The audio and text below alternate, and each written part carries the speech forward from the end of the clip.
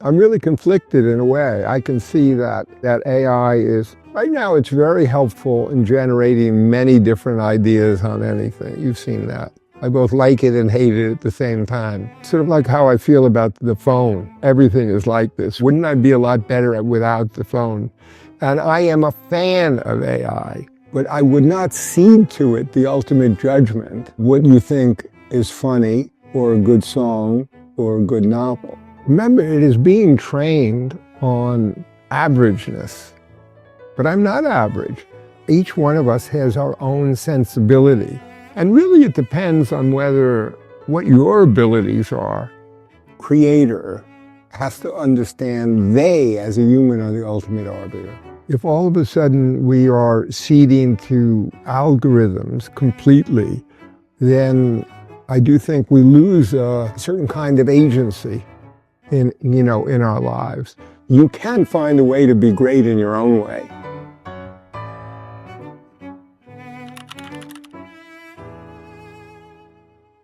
I'm Bob Mankoff. I'm the former cartoon editor of The New Yorker. I was a cartoonist there for 40 years. I'm a researcher in AI and humor. I like ping pong. I'm pretty good at it. I've got a very good jump shot. I'm a person who is perpetually unhappy and dissatisfied and makes the best of it through humor. I think partly I became a cartoonist because I was pretty terrible at everything else and I was pretty good at that. I was always funny and I always drew. Did a lot of different things in the 1960s and I eventually became an experimental psychologist. But in the back of my mind, I always wanted to be a cartoonist. And at the age of 30, short of my PhD, I decided I would give it a try. And I ended up submitting about 2,000 cartoons to the New Yorker magazine before finally getting in. I ended up doing almost 1,000 cartoons for the New Yorker. And I was cartoon editor from 1997 to 2017. I was interested in computers. I bought the first Macintoshes. I started to scan them. And so in the early 1990s, I created this company called the Cartoon Bank. And the Cartoon Bank consists of all the cartoons the New Yorker rejected, because I knew that there were many very good cartoons in that. Storing cartoons on hard drives, and then when people would fax or call in, I would access those cartoons and send them to me, and they would pay for them. And the business that I now have, cartoonstock.com, is half of all the revenue goes to the cartoonists. As a cartoonist, my goal was to come up with a new idea.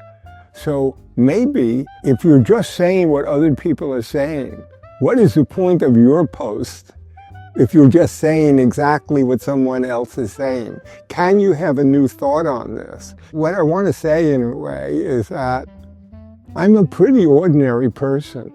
I'm not a genius, okay? I was able to make some jokes. I hardly went to class during those years from 62 to 66. What I'm saying to everyone is, you can find a way to be great in your own way.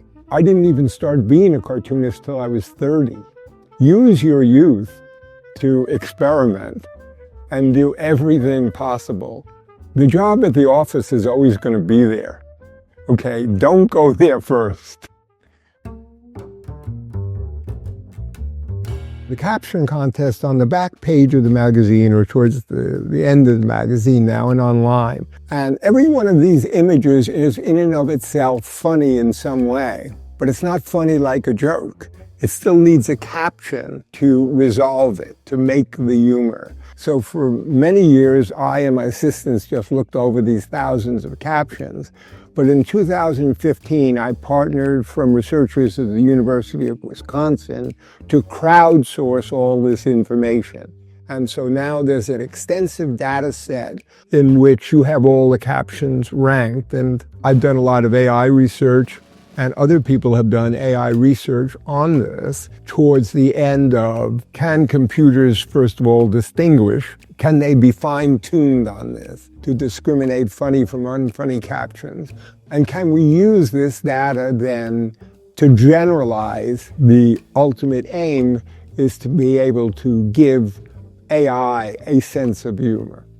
And that was a noble effort, but that failed because AI at that time did not use large language models. It really failed on the very first hurdle. It could not look at the image and understand what was in it. Here's a mechanic talking to a clown, and the hood of the car is open, and underneath the hood are many other clowns, is also a businessman. So it couldn't understand images like that. It still has difficulty understanding images like that. So I think it failed on that score, but it did stimulate other research that I've continued to do. I still think it's not a long way from creating mediocre humor. It's a long way from creating deep, meaningful human humor.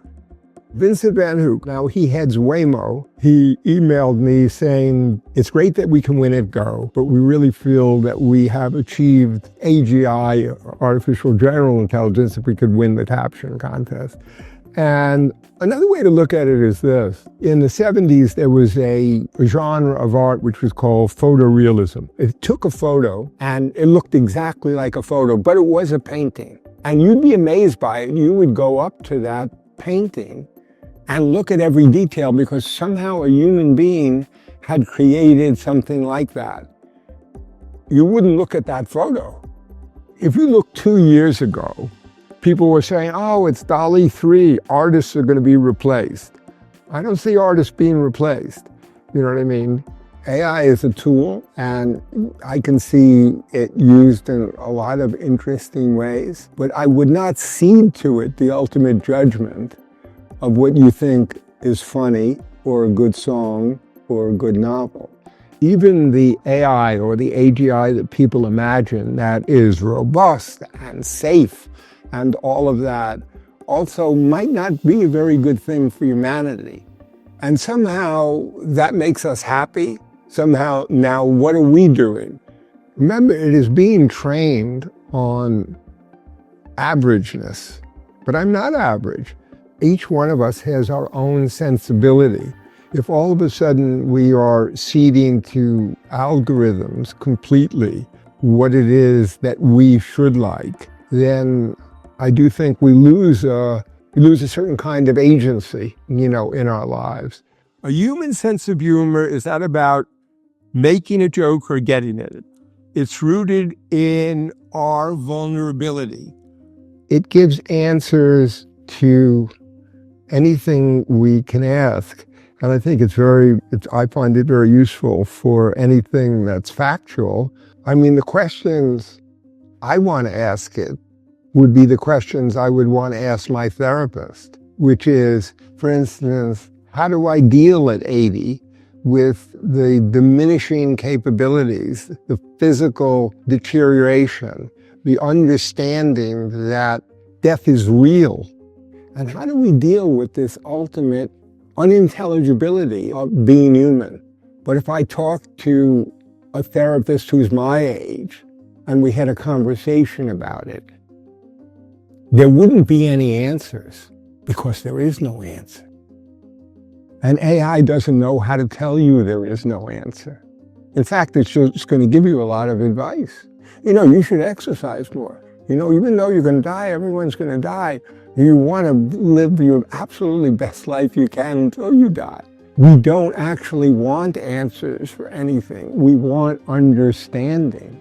And it's only human beings who can understand that. It's like